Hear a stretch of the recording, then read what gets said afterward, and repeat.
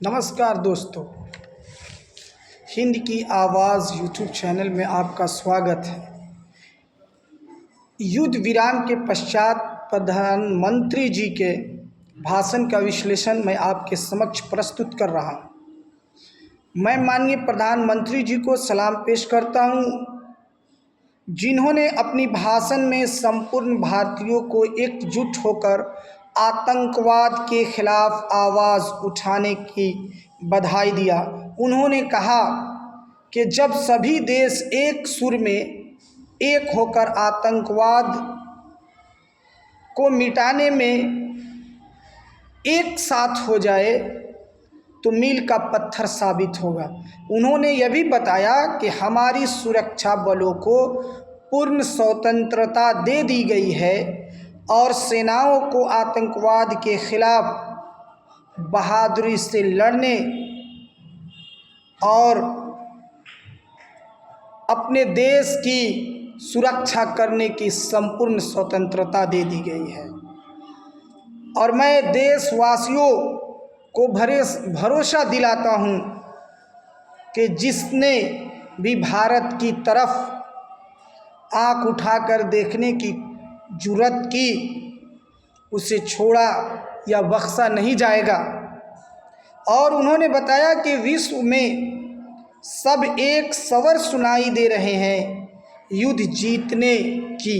प्रधानमंत्री जी ने यह भी अपनी भाषण में कहा कि पाकिस्तान को लगता है कि हमारे देश में दंगा भड़का दे तो ये उनकी मूर्खता है, ये साजिश कभी भी उनकी कामयाब नहीं हो सकती है।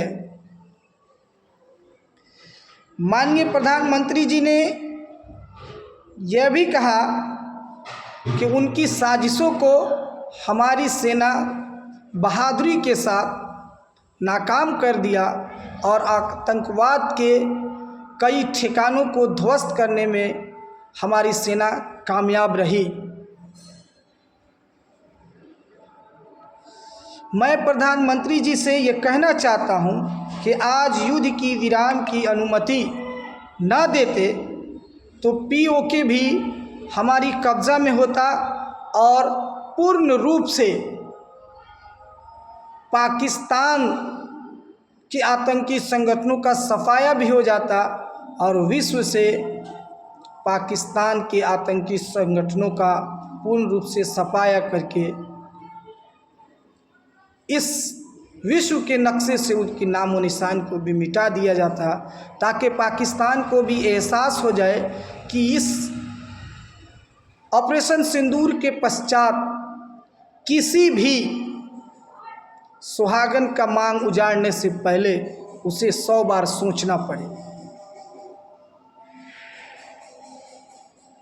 मैं माननीय प्रधानमंत्री जी से ये कहना चाहता हूँ कि पाकिस्तान के साथ युद्ध के विराम की अनुमति न देकर कुछ और दिन युद्ध अगर होता तो देश के जाबाज वीरों ने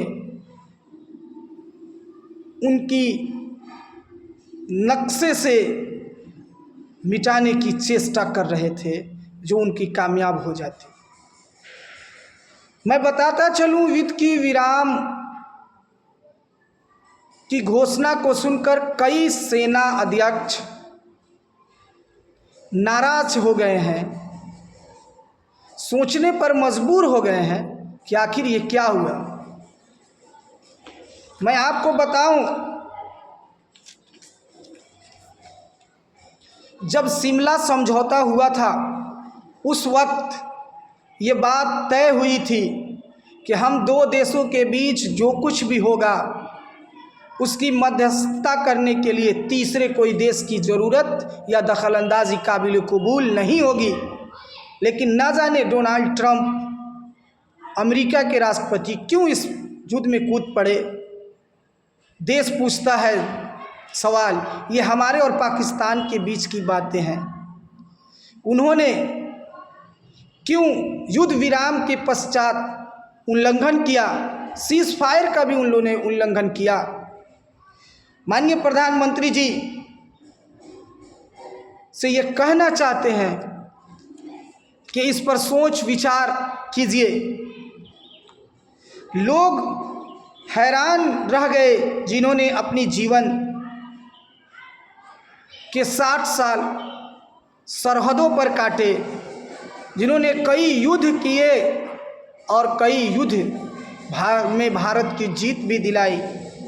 मैं आपको बताऊं, जनरल विपिन मलिक, जिन्होंने 1999 में कारगिल युद्ध में सेना के अध्यक्ष रहे, उन्होंने कहा, हम इतिहास को क्या जवाब देंगे कि बिना सोचे समझे युद्ध के विराम की